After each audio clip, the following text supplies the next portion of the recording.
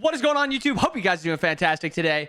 Today, we're going to be talking about the best gods to be playing if you care about winning and you care about just like knowing who kind of the best gods are in ranked. It's obviously up to you. If you're not a big fan of all three of the gods I list, play whatever you want. Play what you find fun. It does not really matter unless you care about ranking up as much as you can. At the end of the day, the god you know the best is going to be one of the best ways to win. But if you can learn one of these gods up to that level, you'll be able to learn a lot from it. So let's just jump right in. We'll start with solo lane, everybody's favorite role. Not. First one's obviously not surprising. Sun Wukong. This character's been dominating for far too long. You have a build kind of like this, and then you have the Soul Eater build, which is Bluestone, Soul Eater, Glad Shield, Manticore, Pridwin. Basically, it's just Soul Eater instead of Brawlers. That's literally the only change. Soul Eater is slightly better to carry with. Brawlers is slightly better for your team because you do a little bit more damage, but you also have a little bit anti-heal, so it feels a little better for your team. This character's sick. His nerf of 0.5 powers per level last patch doesn't change anything about him. He is still insane. Next up, number 2. She did not get a spicy buff, but she did get a buff nonetheless, and it's helped her a lot. Amaterasu. Make sure you are going Vital Amplifier. The item is just perfect for Ama. They give her attack speed when she's healing, and guess when Vital procs? When you're healing. So she gets base attack speed for just healing, and then she gets Vital's attack speed and auto attack damage on top of it. I've seen way too much Death Toll to not mention Death Toll as her best starter, but I've also seen a tiny bit of Bluestone Brooch and then a couple Warriors Axes that's turned into Axe of Animosity. All I think are fine, but you're playing mostly as a tank. You're getting your Berserkers, your Shoguns, stuff like that. She's a very good late game character, and her laning phase is actually super strong right now too. Number 3, not a warrior, but he is back. Hades. Hades is sitting at a 56% win rate right now in ranked. The Hades build, nothing has really changed with the character. I've just seen more vamp into Sack Shroud. Surprisingly, I didn't think Sack Shroud was needed on Hades, but it's actually just doing very well. Something like Sack Shroud, Bancrofts, Typhons, Polly, Rod, anything along that lines. You're basically building full damage and lifesteal Hades. You're a 1v5 machine. You can carry early game, you can carry mid game, you can carry late game. The only downside, and downside in parentheses, because he's one of the few gods that doesn't really affect because of just how tanky he is. You're not like a true frontlining tank. You're kind of an assassin in the late game. So that's like the one thing you got to be a little careful with if you have Hades on your team or you're playing Hades. You don't have the strongest front line. Also, just a quick touch on Osiris. Was the worst character in the game prior to these spicy patches. He's doing better. I think his difficulty just makes it so he doesn't win a ton. So I would say it's to stay away from Osiris a little bit. Obviously, if you're super comfortable with him, slam him, win some games. But overall, Osiris is not doing too great. He's just doing better than he was, which is nearly impossible to do worse than he was. So yeah, Osiris, meh. Next up with jungle, we'll start with the queen of the jungle herself, Arachne. Who would have thought a god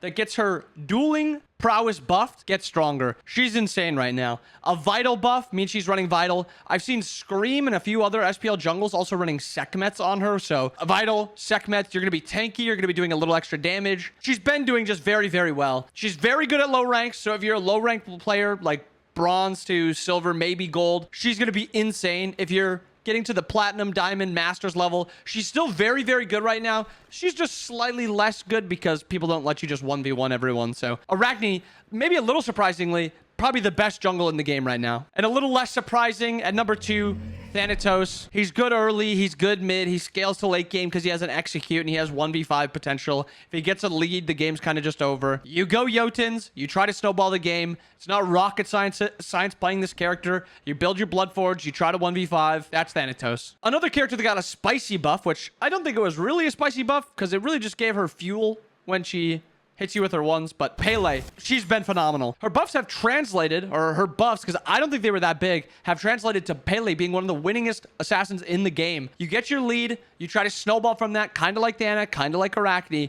but she does have that late game team fighting potential and less like 1v5 potential like Dana does, because she gives you a lot of CC, a lot of disruption, and she does a lot of like team fight damage with her ult now. That 4th shot, I maybe underestimated it, but now that's 4 times where if you're just hitting the enemy jungler or the back or the mid or the ADC, it's hitting like kind of the rest of the team also. So Pele getting a lot of wins. I would recommend make sure you have Magi's Revenge on this character. It's a night and day difference between playing Magi's Revenge on Pele and then no Magi's Revenge. So just try that out. Lastly, I just want to touch on Thor. Thor has seen a really big drop in winning percentages with the nerf to his 1 and his ult. His 1 lost 10 base damage at every rank, and his ult lost 10% scaling. This shouldn't mean the end of the world for Thor, but it makes his farming slower. His late game one-shot potential is also lower, because it also is his spread damage on top of the entire enemy team is just less, because he's just landing and not doing as much damage.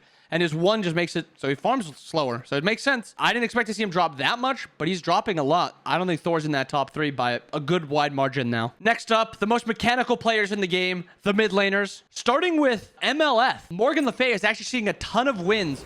She's rocking a 55% win rate. No surprise with her build. You're just doing the movement speed build where you're going Gemma Focus, Coronos Pendant, Charon's Coin. Usually you go Deso before Charon's Coin, but we'll put Deso here just because I'm not changing it. Rod, and guess what the last item is? Reaver, big woohoo. Mid lane build, so weird, so niche. Build this and win games on Morgan. You have a ton of teamfight damage. Your 1v1 is strong. You can run away. Your self peel is incredible. And if your team gets a lead, playing against a Morgan is one of the least fun characters to play against. Next up, Agni. No surprise. Talked this in the build video from Tuesday or Wednesday or whatever the day was where I talked about all the Pro League builds. Benny was slamming it. Agni's still dominant. Go look at that Agni build.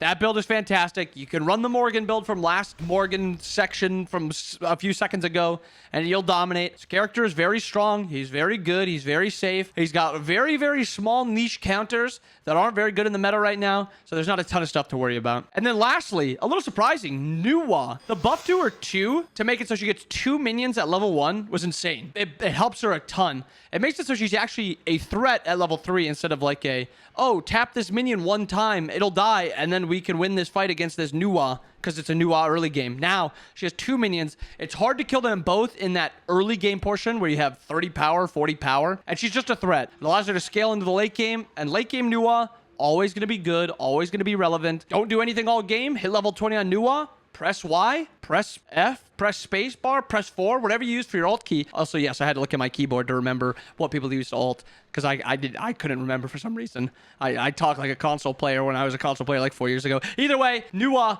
very, very good. Also, just to touch on, if you watch my streams, Janice is a permaban. This character is losing way too much to be playing. He's a very good character if you know how to use him, but nobody knows how to use him and they're playing him. This character does not win. He's my permaban right now, and you know how much I hate Baba. Permaban Janice on my team, permaban Janice from the enemy team, because it's just annoying playing against this character, because every Janice on the enemy team is Kareem and just nailing me from 3, even though Kareem was a dunk skyhook god, so I don't know what I'm talking about. Yes! But anyway, I just get sniped by every Janice, and my Janice just portals the ground instead of walls, so yeah, I don't know. So the get no help role, support. Top 3 aren't really too surprising. I'm leaving out Kuzumbo, because the character's not really winning. I don't know why. He's insane. He does so much. Maybe it's just because backline supports are just like a little bit stronger. They're just a little bit safer. 2 spicy buffed gods, starting with one of them, Ares. Insane character right now. Play Ares, learn Ares, know how to play Ares, love Ares, carry Ares, marry Ares.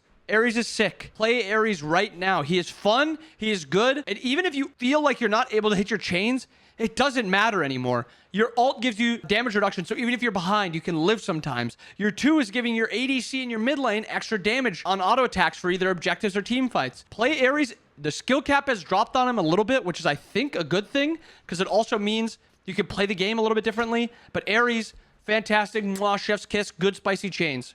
Good spicy change, high res. Next spicy change character, no surprise. It's not Kabrakan, it's Athena. It's her simplicity. I swear that's what it is.